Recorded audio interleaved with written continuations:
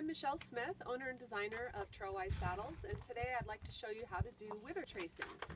It's pretty quick, it's pretty simple, and just about anyone can do it. Wither tracings are really important for determining the type of tree you'll be needing with your Trailwise saddle. Even though we have an adjustable fit system with all of our Trailwise saddles, we always want to make sure that the tree we've selected fits the general back profile of the horse.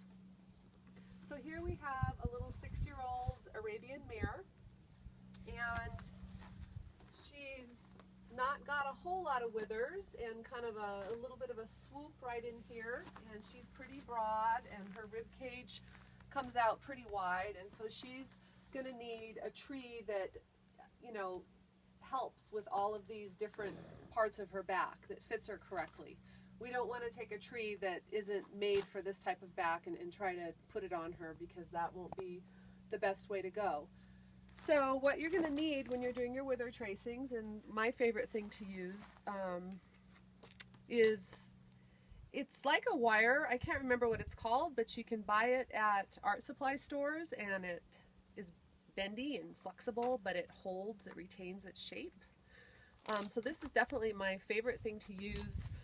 It's like a drafting supply tool. You can get it at an art supply store. It's about 24 inches long, and what I do is I start by folding it in half. And the most important measurement that we need to take is the front wither tracing, because that's going to tell us how wide the tree needs to be in the front. And that's, when you're starting off, that's kind of the most important aspect of the tree fitting. So I will take this, and I'm going to locate the scapula, and it's about right here, and I'm going to put this wire just a little bit behind it, and I'm going to have it follow the contours of the shoulder, like so. And so basically this is about where the front of your saddle is going to go. I'll set a little bit back behind that scapula, and we're going to take it, and this is the left side, that's the right side. We're going to lay it on a piece of paper, and we're going to mark left, right, and I usually say front, wither, and then what I do is I trace.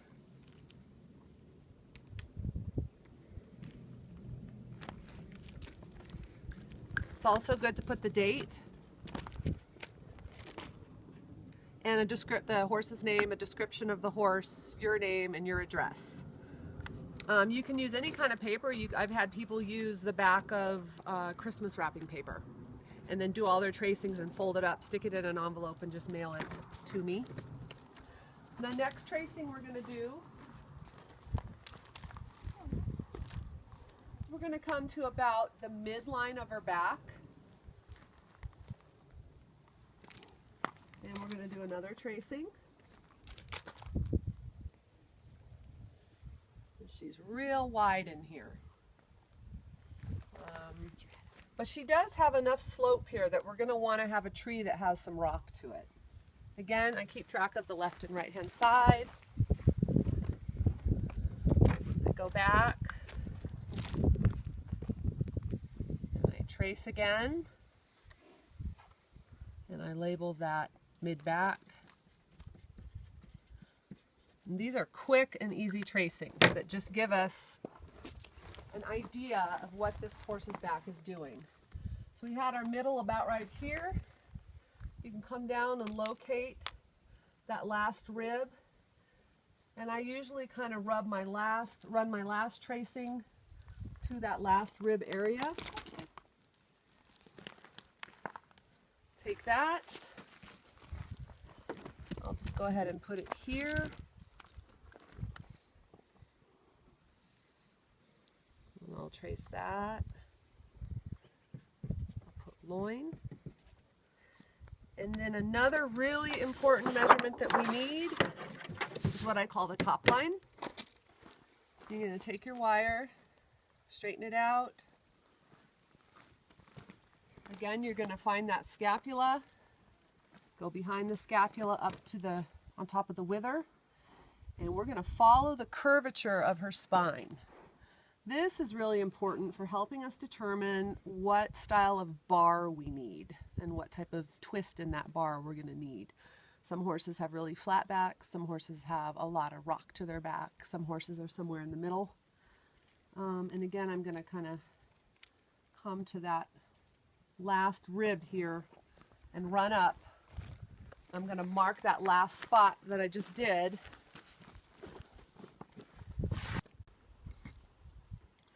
So here's this top line tracing, and that's about that last rib that I had right there. So I want to make sure I mark that.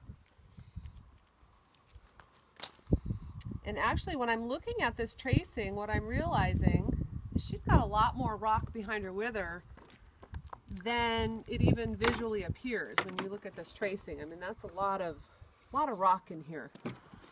And if you see, you've got this space right here, and we're going to want to make sure that that tree bar follows this line pretty nicely.